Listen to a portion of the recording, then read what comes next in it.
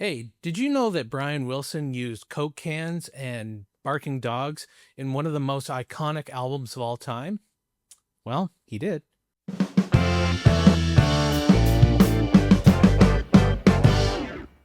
Hi, I'm Jeremy Boyd, and this is Polyphonic Press and another edition of Coffee and Vinyl. And yeah, it's true. Brian Wilson used Coke cans as percussion and sound effects like barking dogs and all sorts of unusual things during the recording of Pet Sounds.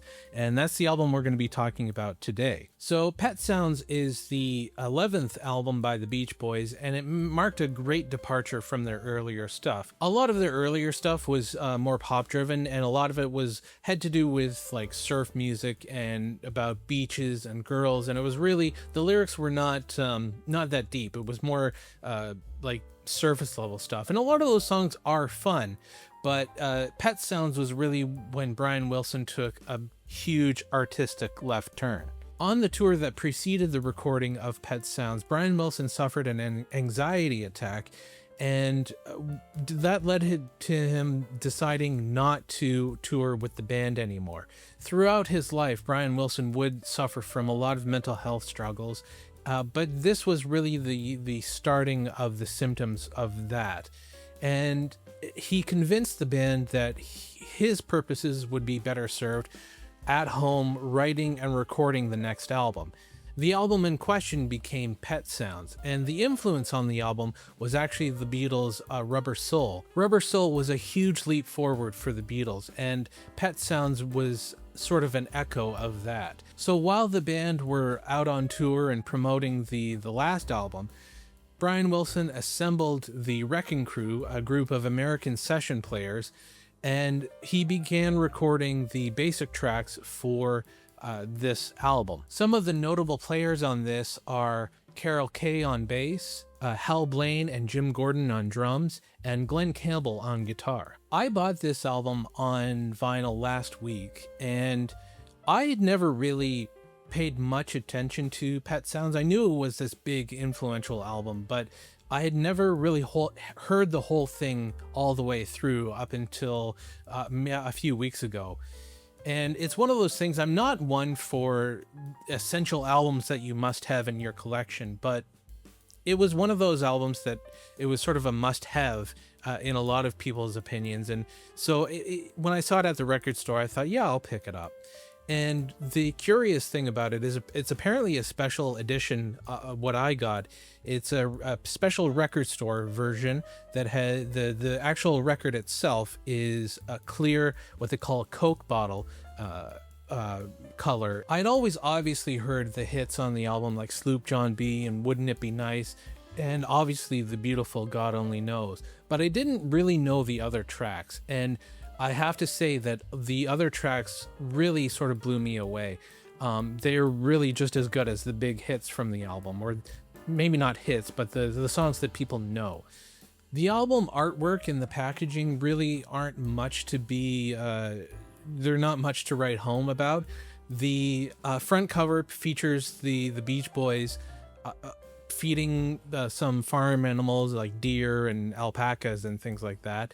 And the back cover is just a bunch of pictures from their tours and different promo pictures. And one of the things is if you look at early footage of the Beach Boys, they're wearing these striped shirts.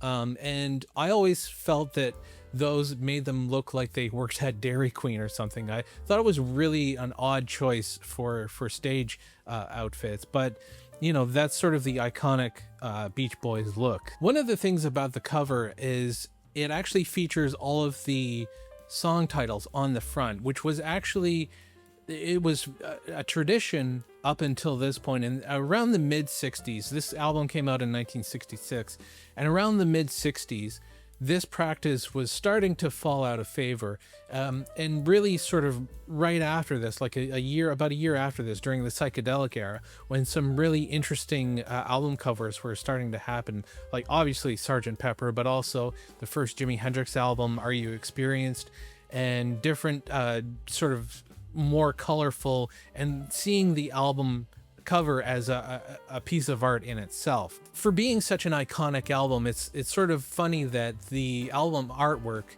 is sort of an afterthought. And it really was, to the record company, it was just the latest Beach Boys album.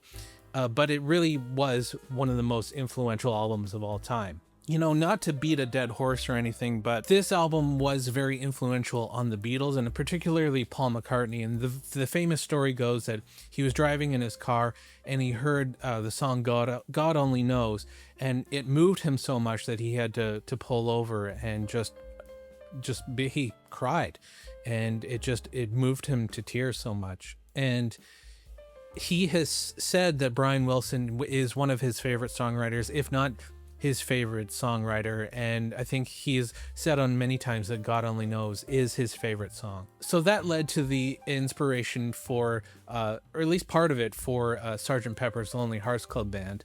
And that album eventually influenced Brian Wilson to start working on Smile. At the time of the album's release, it was not that well received. It's hard to think about now because it's such an iconic, influential album. But really, when the album was first released, the Beach Boys fans really didn't know what to make of it. They were used to the fun and, you know, Surfin' USA type of songs. And those songs are great. Don't get me wrong. I love early Beach Boys stuff. But this album was doing something completely different. And this album was a big, like I said, it was a leap forward, and, you know, writing some lyrics that go a little bit deeper than just having fun and surfing. And one of the things that I love about the album is that it's hard to wrap my head around that it's really a Brian Wilson solo album.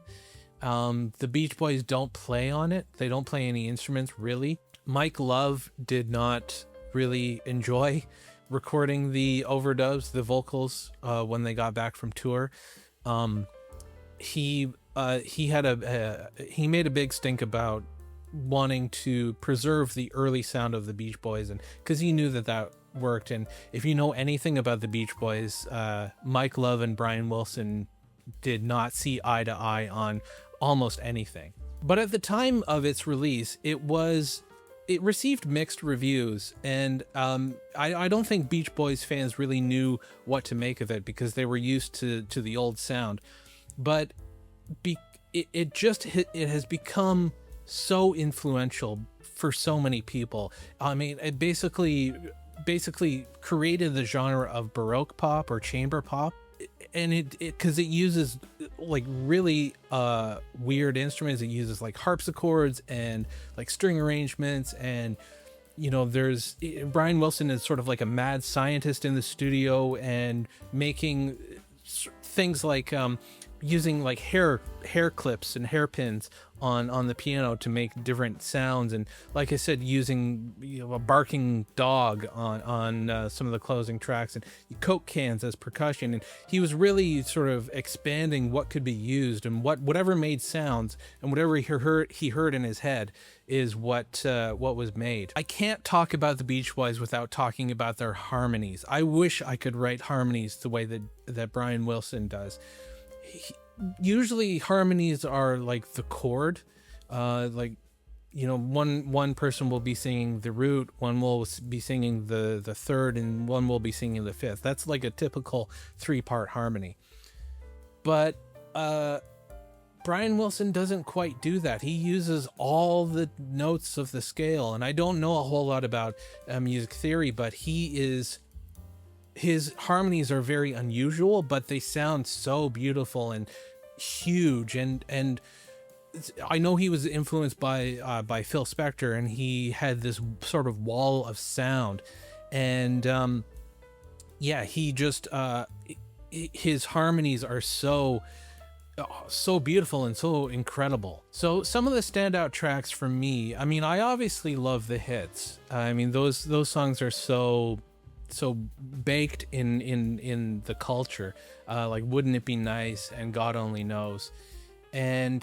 But I also really love some of the lesser known songs. I like the 2 instrumental tracks I especially like Pet Sounds, the actual title track, which was an instrumental. Really interesting stuff going on there. As well as Let's Go Away for a While. I mean, that was a really, really nice instrumental track. I also really like Don't Talk, and in brackets, Put Your Head on My Shoulder. That was a really beautiful track as well. I mean, the whole album, there isn't a bad song on this album. It's one of those albums that just does not have a bad song. I think one of the unsung heroes of the Beach Boys is Carl Wilson. I think his guitar playing and his vocals blend really well with Brian's. I mean, I think Carl Wilson seemed to be the mediator between Brian and Mike Love. And I think Carl Wilson was really supportive of Brian and really wanted to make the best music that he could. At least that's my perception of it. I'm sure there are Beach Boys fans out there who might have a different point of view, and I would love to hear your opinion on that. So many artists have cited this album as influential, from everybody from like Radiohead to obviously the Beatles. I think Jeff Lynne and ELO, like so many people have cited this album as a big inspiration for them, and it's easy to see why. A lot of the time when an album is this well received, it can be said, well, when you listen to it, it's like, well, this is kind of overrated. I really don't think it is. I really think it deserves the hype that it gets. And I love this album, and I'm glad that I got it, and I'm glad that I heard the whole thing. I know I'm a little bit late to the party, but I'm really glad that I heard it. I think it's become one of my favorite albums. I would easily rank it in at least the top 10. There's so much to say about this album, and I feel like I've barely scratched the surface. And there's so much to appreciate about the album, and so many different facts, and this is really one of the most detailed, researched albums of all time, because it deserves it. And you know, Brian Wilson is, like I said, he's like a mad scientist in the studio. Just he hears music in his head like nobody else, and it's such a gift for him. And it's also it's a blessing and a curse, because I think it had a lot to do with his mental health struggles. But one of the silver linings of that is it has allowed him to make such beautiful music. And so I definitely appreciate that. And he has had such a big impact on the world of music that I don't think he can ever get enough praise for that. So those are my thoughts on Pet Sounds by the Beach Boys. I know I'm probably missing quite a bit, but I would love to hear your thoughts in the comments. Be sure to subscribe so you don't miss a new video, and there's lots of links in the description, like Patreon and the podcast as well. So be sure to check those out, and I'll see you next time. I'm Jeremy Boyd. Take it easy.